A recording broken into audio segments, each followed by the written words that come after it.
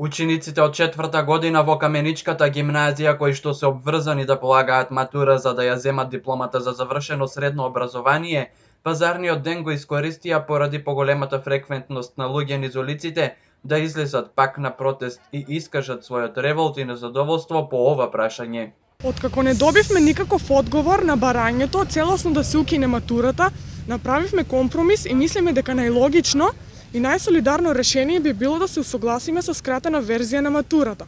под која се подразбира полагање на два предмети, од кои прв предмет би бил мајчиниот јазик и вториот предмет би бил изборниот предмет.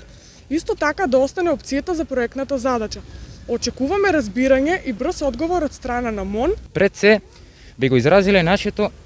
чувство на гнев, кое беше поттикнато од правење промени во образовниот систем, за кое сметаме дека моментално не би требало да бидат ставени пред нашето барање. Во моментов мислиме дека нашето барање треба да се земе во прв план.